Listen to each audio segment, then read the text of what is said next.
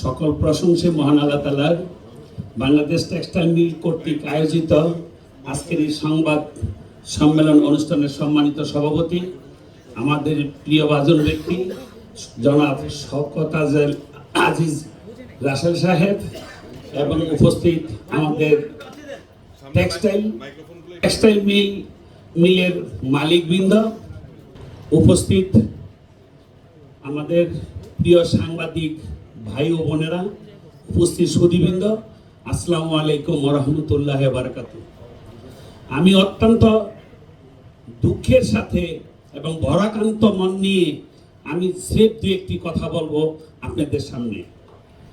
আপনারা এখানে আমাদের প্রেসিডেন্ট মহোদয় অনেক কিছু বলছে, আপনারা তথ্যগুলো পেয়ে গেছেন, তারপরও আমরা দু একটি কথা বলতে চাই, না বললে না হয় মনের শান্তির জন্য। আপনারা অনেকবার আমাদের সাথে গত এক বছর যাবৎ এখানে আসতেছেন, আমরা সাংবাদিক সম্মেলন করতেছি।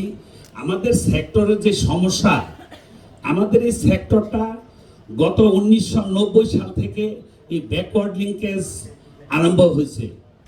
আস্তে আস্তে আমাদের ব্যাকওয়ার্ড লিঙ্কেজ যে টেক্সটাইল মিলের স্পিনিং সেক্টরটা এখন আমরা স্বয়ংসম্পূর্ণ, আমরা গার্মেন্টসের 100% সাপোর্ট দিতে পারতেছি কটন সাইডটা। তবে আজকে আমাদের দেশি শিল্প ব্যবহার করতেছেন আমাদের গার্মেন্টসের ভাই ও বন্ধুরা, তারা ইন্ডিয়াকে সাপোর্ট দিতেছে, ইন্ডিয়া থেকে মাল নিয়ে আসতেছে। কেন আনতেছে ইন্ডিয়া থেকে, কেন আনতে পারতেছে, এটা আপনারা সকলেই জানেন, বারবার বলা হয়েছে। তারপর একটু বলি, ইন্ডিয়ার প্রাইস কম, আমাদের প্রাইস বেশি, কারণ আমাদের কোনো ফ্যাসিলিটিস নাই। আমাদের গভর্নমেন্ট ফ্যাসিলিটিস সব উঠাই নিছে পর্যায়ক্রমে। আমাদের গ্যাসের বিল ছিল 6 টাকা পার কিউবিক মিটার, এখন 32 টাকা।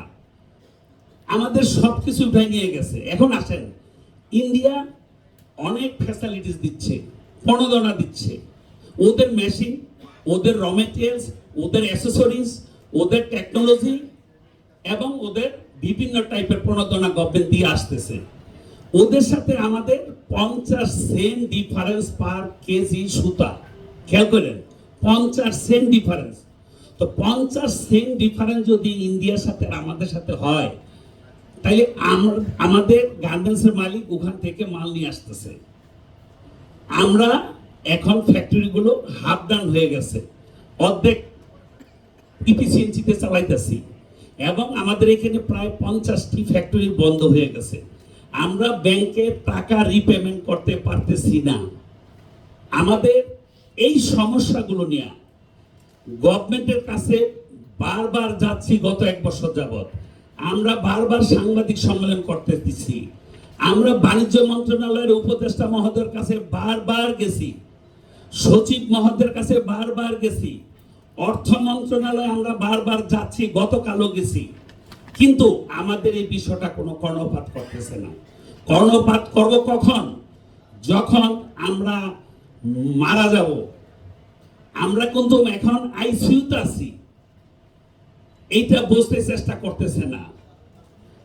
আমরা বলতেছি টার্কির প্রাইস কত, পাকিস্তানের প্রাইস কত, ইন্ডিয়ার প্রাইস কত। টার্কির প্রাইস কিন্তু কম না, কারণ তাদের গভর্নমেন্ট এত দেয় না, বেনিফিট দেয় না। পাকিস্তান এত দেয় না, শুধু ইন্ডিয়া দিচ্ছে। ইন্ডিয়ার একটা মেজর মার্কেট হলো বাংলাদেশ। বাংলাদেশের যেহেতু শিল্প গইরা উঠছে, সাপোর্ট দিতে পারতেছে, তাহলে কি করতে হবে? তাদের ইনসেন্টিভ দিতে হবে। বাংলাদেশে কম্পিটিশন করতে হলে শুধু আমাদের উপরে কম্পিটিশন করার জন্য এই সাবসিডিগুলো দিচ্ছে ইন্ডিয়ান গভর্নমেন্ট। এখন আসেন, আমাদের যে সহায়ক গার্মেন্টস ওনাররা, তারা আমাদের পরিপূরক, তারা কিন্তু আমাদেরকে একটু সহযোগিতা করতে পারে। তাদের সাথে আমরা অনেকবার বসছি, বিজিএম এর প্রেসিডেন্ট, বিজিএম এর প্রেসিডেন্ট, তাদেরকে নিয়ে আমরা বসছি। তারা কিন্তু সম্মতি দিছে যে আমরা ক্ষতিগ্রস্ত হচ্ছি, ইন্ডিয়ার সাথে আমরা পারতেছি না।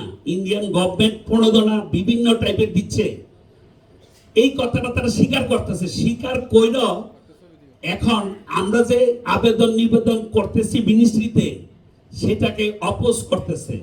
গত কয়েকদিন আগে সাংবাদিক সম্মেলন করছে বিজিএমএ বিকেএমএ মিল্লা, সেখানে দেখছেন আপনারা জানেন, সেখানে আমাদের বিপক্ষে অনেক কথাবার্তা বলছে, সেগুলো তাদের কোনো লজিক নাই। তা আমরা মনে করি তারা এগুলো সব জানে, তারা আমাদের পরিপূরক, আমরা তাদের পরিপূরক, আমরা তাদের সহায়ক, তারা আমাদের সহায়ক। আমরা বাঁচলে তাদের উপকার হবে, অপকার হবে না।